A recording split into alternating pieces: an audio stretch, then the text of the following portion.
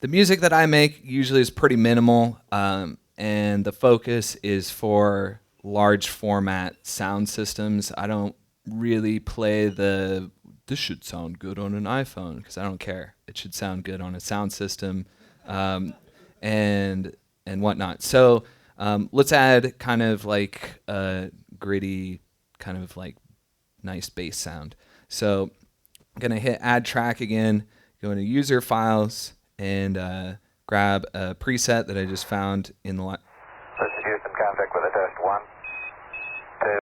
We're gonna come back to that. So good. So I love the name of this preset. I just found this the other day. Cosmic Latte Bass. I tweaked this thing a little bit, and it sounds pretty... I was like, oh my God, that's amazing. Let's turn it down a little bit there. That's a little crazy.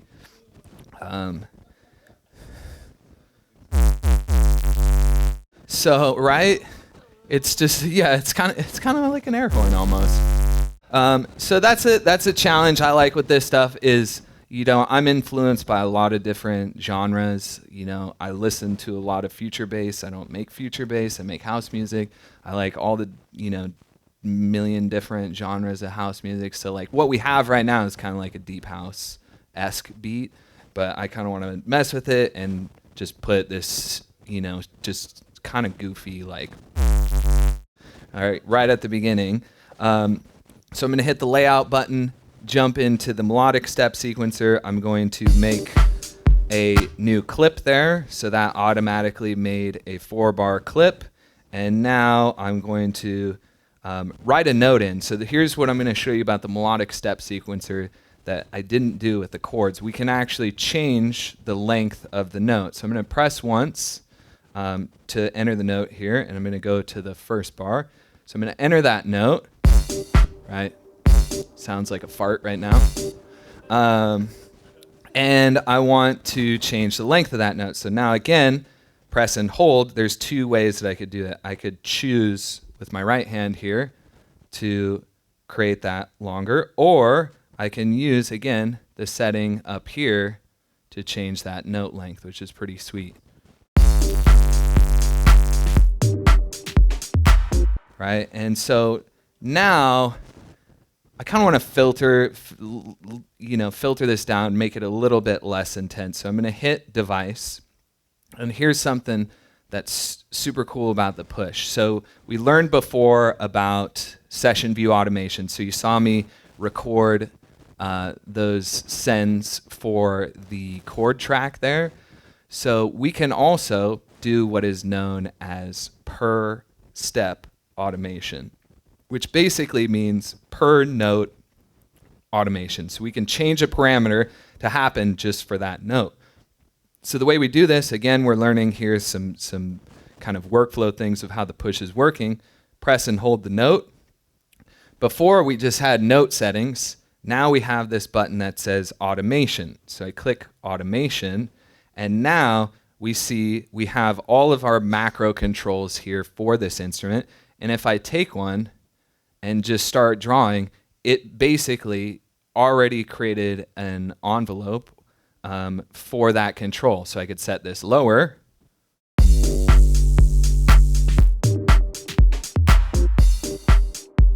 Right, pretty sweet.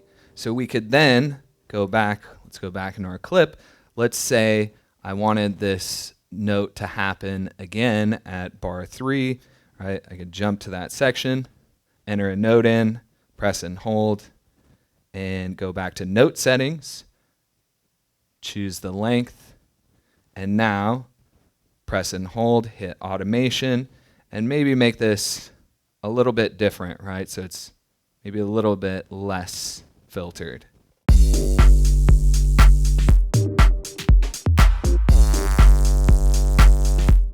Right? And so again, jumping back to the computer, this is again another example. I want to remove some of those chords from while this bass is playing. So this is going to be something that would be easier for me to do, to just double click on the clip and be like remove, rather than jump back into the melodic step sequencer.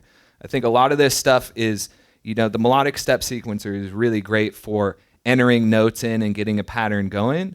And then you can choose to edit in here, or you can always choose to just go back into the clip. Like, I'm just going to nuke that guy.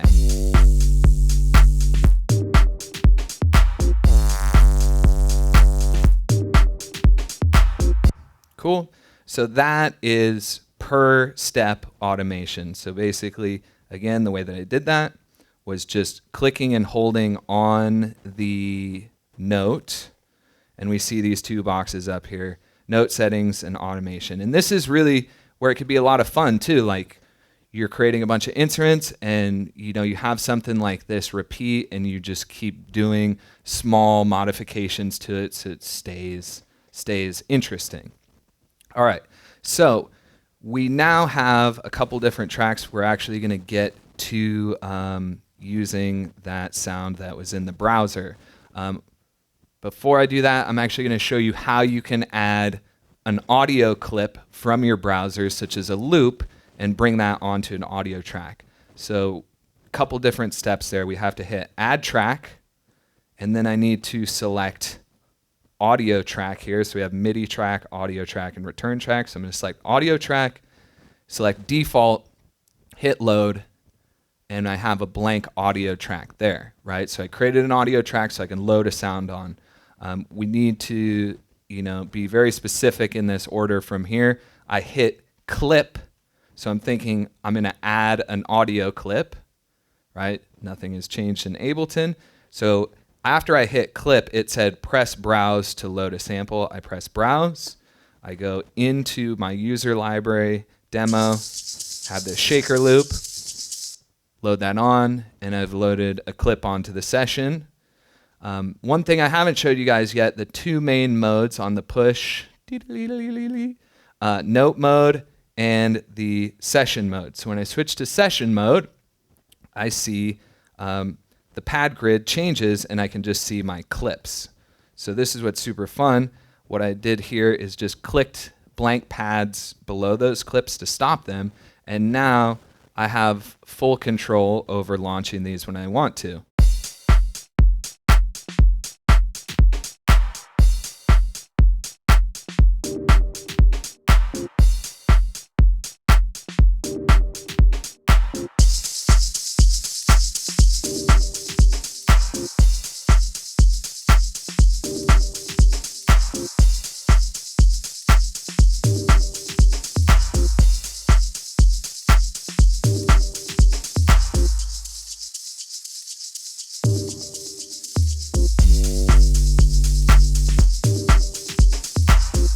Right? And that's where you can have a lot of fun with it, where you're creating these ideas, you get stuff going, and now we can just start and stop things to get variations in that, and you get a lot of ideas out of this.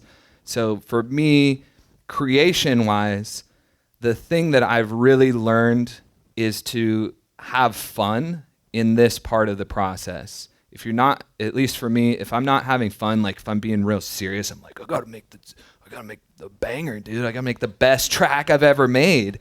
And I put all that pressure on myself, and it comes out crap, When I have fun and I just do things and get things going, we can always remove stuff later. It's easier to remove stuff than to add stuff, right? My sessions do not look like this demo. I mean, they look like this demo, but it's not, I don't choose one thing and I'm like, yes, perfect. Yes, perfect.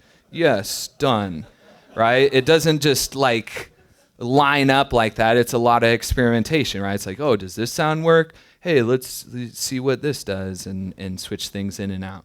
So this part of the process is usually where I'll start to move over to the arrangement view, because sometimes after I've created some of these ideas, it gets a bit loopy for me, where I have trouble moving the track forward. So one thing that I usually do before taking things to the arrangement, or I like to split my drums out, at least at the minimum my kick. So there's this really cool function called extract chains. So if I go up to this icon here, which unfolds what is known as our nested drum rack, which basically shows us all of our different sounds, I can just simply right click on this kick. So I'm going to select extract chains. So basically this is going to go into the drum rack, grab the kick, grab the MIDI pattern with it, create a new track over here with the same MIDI pattern. It's like magic. So I hit extract chains, it created this track over here that I will label kick. We notice the kick is in the drum rack, same sample. Voila, there is the MIDI pattern. Holy boop, that's amazing. So we can also do this with multiple sounds. So if I wanted to say select all of my snares here and my clap, I hold shift to select those, and then I can hold command to add another one. Right click, extract chains, command R to rename snare, keep. And then I'll just leave the rest of them on this clip. So now the advantage is I have a clip for my kicks and my snares. So if I wanted to, I can just start soloed somewhere. So we need to unsolo.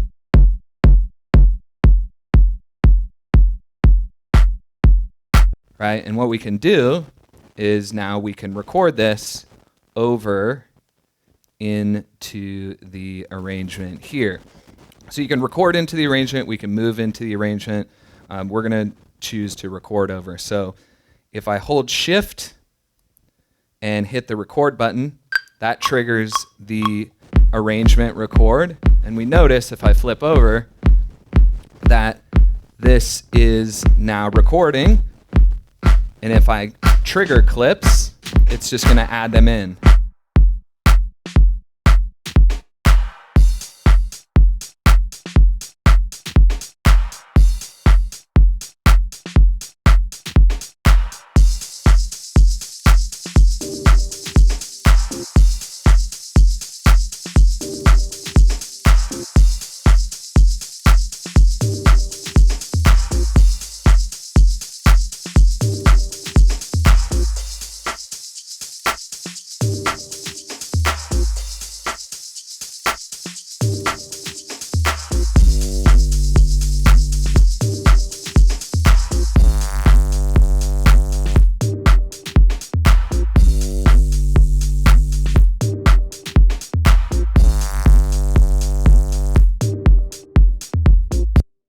Right?